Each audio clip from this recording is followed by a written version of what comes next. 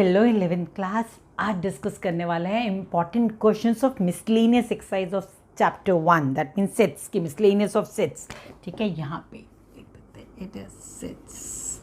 Okay, अब ये questions वो वाले क्वेश्चंस है जो प्रूविंग बेस्ड क्वेश्चंस हैं एंड जनरली बच्चे इसमें फील करते हैं कि बहुत डिफिकल्ट है। They are not at all difficult, very easy. Just understand what is the concept of sets. Union और इंटरसेक्शन का कॉन्सेप्ट क्या है, सिर्फ वो समझना है अच्छे से and the questions are very very easy. ठीक है, let us start with the question number 8, सबसे ज़्यादा important. And I will tell you, ये क्वेश्चन जनरली कम्स इन, अगर दोनों के दोनों पार्ट्स हैं तो 4 मार्क में होते हैं। एंड इसके steps, if you just see that how easy the steps are. Okay, so let us see question number 8 of miscellaneous. It is given that you need to prove it that A equals to A intersection B union A minus B. आपने ये proof करना है, A intersection B union A minus B।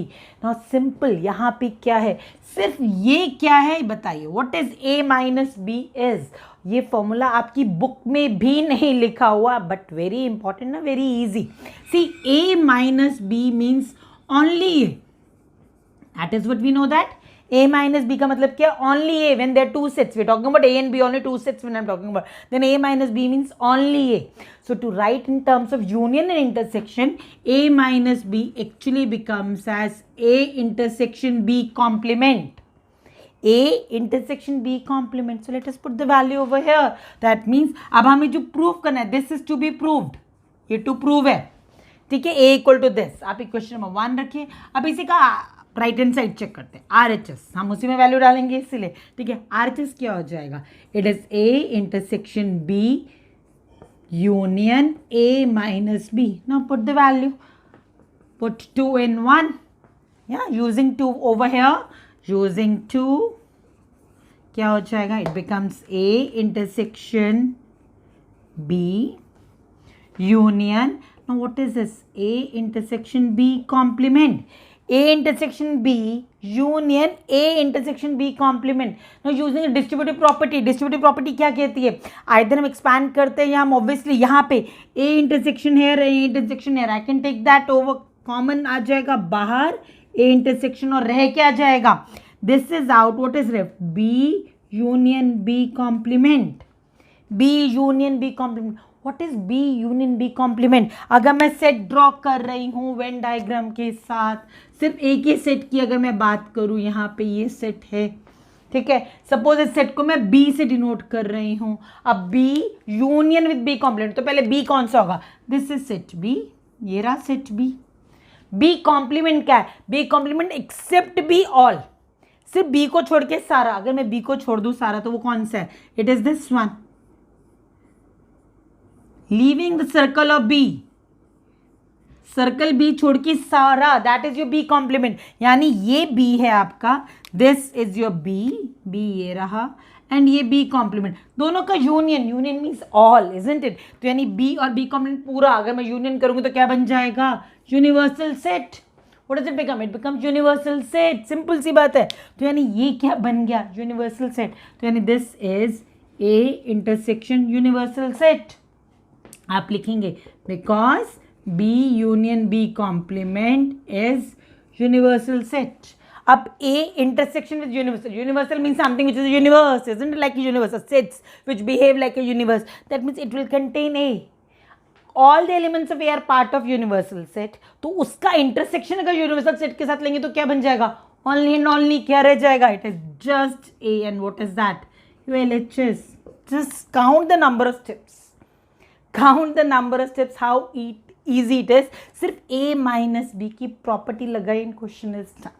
सिर्फ ये formula, this is the important formula आपको याद रखना है कि A माइनस B क्या होता है, A intersection B complement. Just remember this in the question is done, got it. Second part भी चेक कर लें फटाफट, let us check the second part. ये फर्स्ट था आपका, सिमिलरली ही वो भी हो जाता है। कुछ हम कर लेते हैं सारे स्टेप्स, उसके अंदर क्या क्या गिवन है। Second part, it is given that A union B minus A proof करना है आपने A यूनियन B है, same B minus A, again property वही अप्लाई करें और क्या, तो LHS is what A union B minus A, ये आपका LHS है। तो B माइनस ए क्या है, वी नो दैट, लिखेंगे आप, we know that B minus A is equal to B intersection A complement, only B means B intersection with A complement, not the element of A, okay, तो B intersection A complement, तो यानी क्या बन जाएगा, this becomes A union using this, तो ये क्या आ जाएगा, A union B intersection A complement। अब अगेन यूजिंग डिस्ट्रीब्यूटिव प्रॉपर्टी, वहां पे भी अपने स्टेटमेंट लिखनी है यूजिंग डिस्ट्रीब्यूटिव प्रॉपर्टी, अब यहां पे भी यूजिंग डिस्ट्रीब्यूटिव प्रॉपर्टी क्या हो जाएगा, ये एक्सपैंड हो जाएगा। अब A union with B, union distributes over intersection, union distribute हो जाएगी, तो ए यूनियन बी एक साथ intersection, now this symbol comes and यहाँ पे क्या आएगा, A union A complement, A union A complement, again the same A union A complement. अभी हम पिछली बार क्वेश्चन में सेम पार्ट में करके गए, बी यूनियन बी कॉम्प्लीमेंट क्या था, यूनिवर्सल सेट, तो सेम क्या बन जाएगा, A union B this intersects with universal set.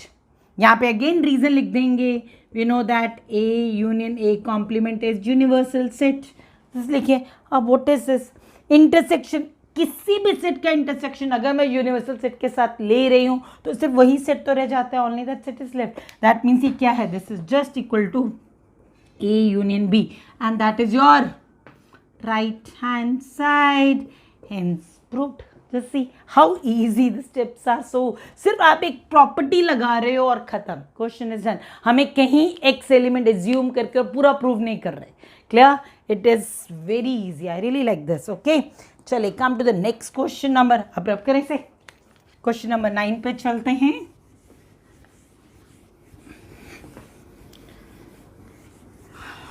Okay, let's see what is question number 9. It is saying that, again it has got two parts. First part, A, this is again to prove A union A intersection B is just A, आपको ये prove करना है। A union A intersection B, यानी A का union और A का intersection किसी भी सेट के साथ, B means any set, मैं यहाँ लिखूँ B C D E F, कोई भी सेट, एक्स वाई जेड कोई भी सेट लिखूँ, A intersection with any set and union with A will always be only equal to A, हम ये कह रहे हैं। अब यहाँ क्या करना है, देखो बहुत इजी है, अगेन क्या करना है, यहाँ पे ध्यान दीजिए, पहले एलएचएस में क्या क्या दिया हुआ है, अब हम यहाँ पे प्रूफ लिख रही हूँ मैं, जो एलएचएस में दिया उससे चलते हैं पहले।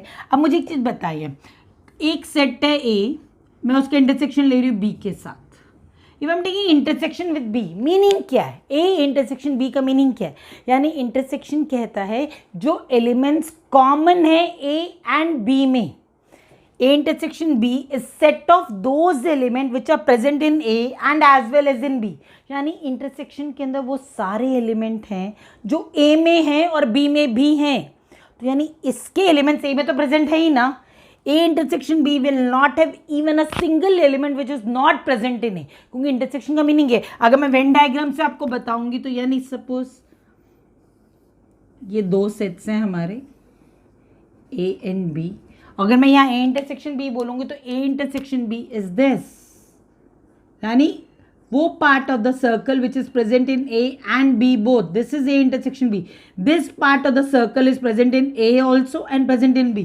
तो ये एलिमेंट्स ए में तो है ही ना, तो from this it is clear, it is evident, it is clear, we directly लिखेंगे वी नो दैट, और we can always say that, और simple we know that directly, यहाँ पे we know that A intersection B is a subset of A, always होगा, बिल्कुल correct है, क्योंकि इसके एलिमेंट सारे ए में प्रेजेंट है।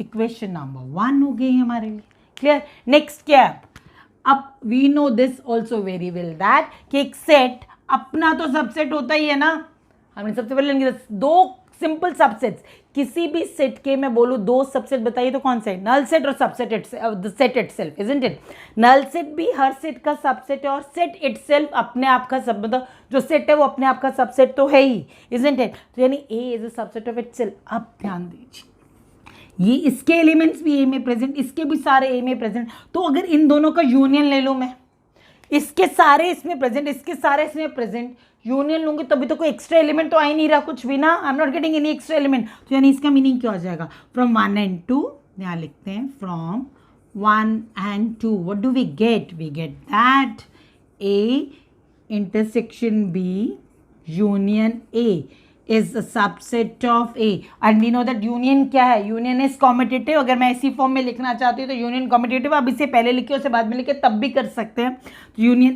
is commutative, तो I can write therefore this we get A union A intersection B is a subset of A. A union A intersection B is a subset of A. Clear? Equation number 3। अब हमने prove कर दिया LHS RHS का क्या है, subset, ये prove कर दिया। अब लुक एट RHS, ध्यान से देखेंगे, राइट हैंड साइड पे देखेंगे। ये question number 1, A union A intersection B, A का किसी और सेट के यूनियन हो रहा है, यूनियन का मतलब है A के भी सारे एलिमेंट C के भी, बता अगर A इंटरसेक्शन B को मैं C बोल देती तो C के भी सारे एलिमेंट, इसके तो सारे एलिमेंट है ही और इसके भी सारे एलिमेंट, तो ऑटोमेटिकली A तो इसका सबसेट होगा ही ना। यूनियन अगर मैं किसी भी सेट के साथ यूनियन लूंगी तो ऑब्वियसली ए तो ए का यूनियन अगर किसी सेट के साथ ले रही तो ए तो उसका सबसेट होगा ही ना। And it is evident and it is clear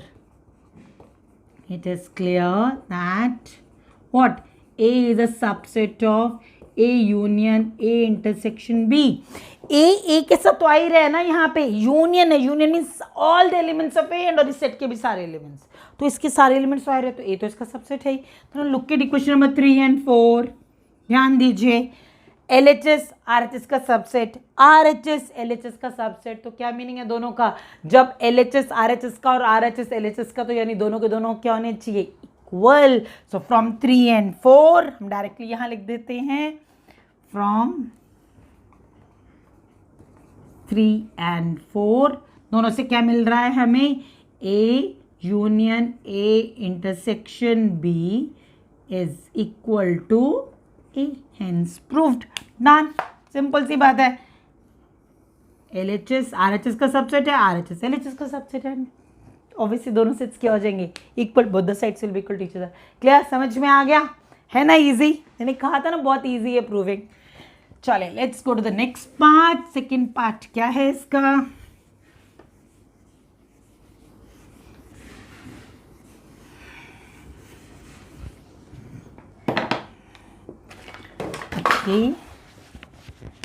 the second part 9th का, what does it says, it says that A intersection A union B is also equal to A intersection A union B is also equal to A। LHS देखते हैं पहले हम, LHS में क्या है, it is A intersection A union B using distributive property, यानी intersection distribute हो रही है यूनियन पे, हम ले लेते ओपन करते हैं यूजिंग डिस्ट्रीब्यूटिव प्रॉपर्टी, लिखेंगे आप, क्या हो जाएगा, this becomes A intersection A union A intersection B, यही रहा ना, A intersection A union A intersection B, A intersection with itself, set का अपने साथ इंटरसेक्शन, इंटरसेक्शन मीन्स कॉमन, एक एलिमेंट और एक एलिमेंट, तो सेट इटसेल्फ ही तो हुआ, और हम ऑलरेडी प्रॉपर्टीज ये लर्न कर चुके हैं इंटरसेक्शन की प्रॉपर्टी के अंदर, तो इंटरसेक्शन ए क्या हो जाएगा, A union A intersection B, और अभी हमने फर्स्ट पार्ट में प्रूव किया था ये किसके इक्वल है, यूजिंग फर्स्ट पार्ट। अब एक इंपॉर्टेंट चीज बताती हूँ यहाँ पे, देखिए यूजिंग फर्स्ट पार्ट बोल रही है, ऑलरेडी प्रूव्ड अबव लिख सकते हैं।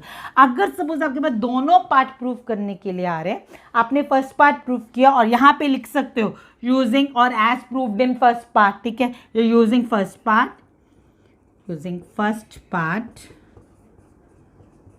Proved above which is already proved above, तो यानी क्या हो जाएगा, A union A intersection B equals to A, and hence proof, खत्म, क्योंकि आपने उसमें ऑलरेडी प्रूफ कर दिया तो आपको दोबारा करने की जरूरत नहीं।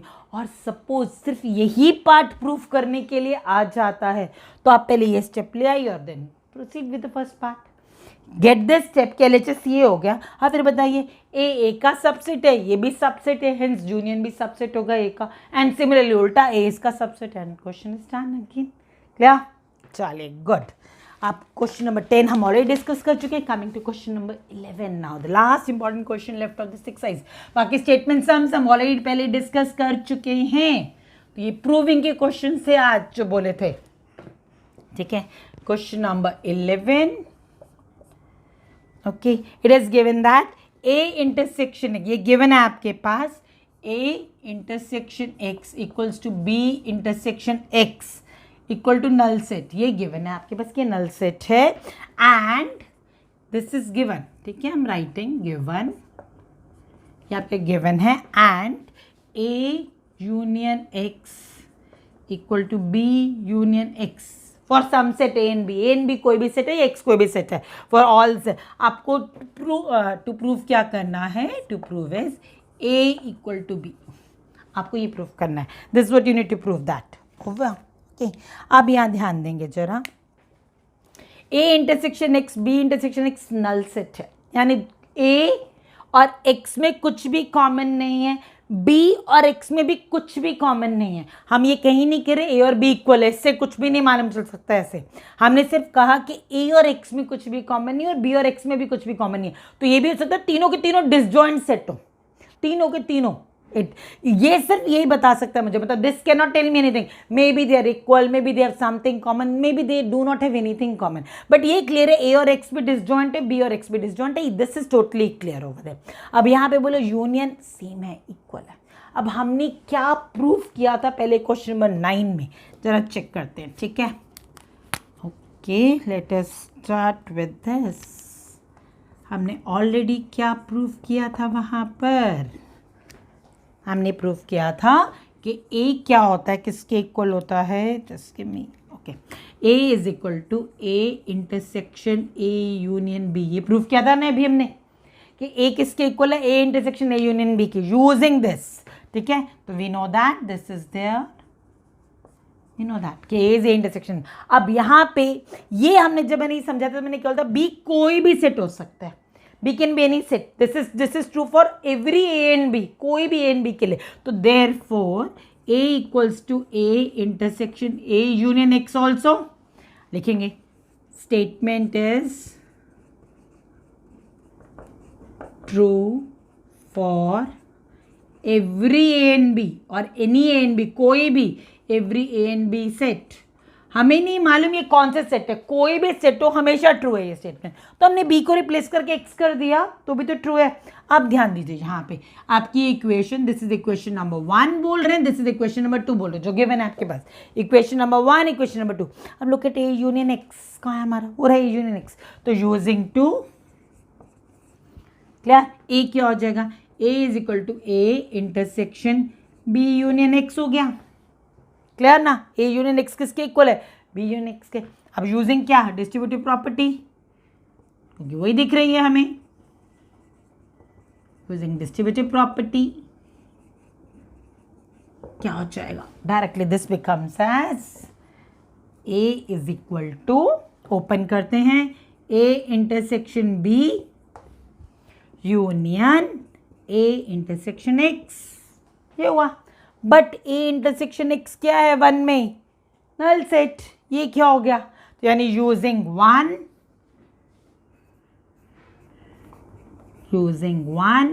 ए इंटरसेक्शन एक्स कितना है, नल सेट. तो हम अब यहाँ पर ओके, ये प्रूफ करना है, आपको मालूम है मैं ये रब कर रही हूँ यहाँ से अब. ठीक है, क्योंकि 1 and 2 चाहिए, उसको देखना है आपने. तो I am rubbing this part now. Coming back over here, A intersection X null set है, तो यानी ये क्या हो जाएगा, therefore it is going that A equals to, क्या चल रहा है हमारा, A intersection B union null set. Union null set. अब किसी सेट के यूनियन नल सेट में कुछ है ही नहीं, तो क्या और यूनाइट करेगा, क्या और इसमें ऐड करेगा, nothing is going to get added up. Therefore what we get that A is equal to A intersection B. हमें ये मिला. A किसके इक्वल है, A इंटरसेक्शन B के. Equation number 3. क्लियर. अब सिमिलरली देखेंगे, बस सिमिलरली जैसे हमने A के लिए शुरू किया था, can start with B also.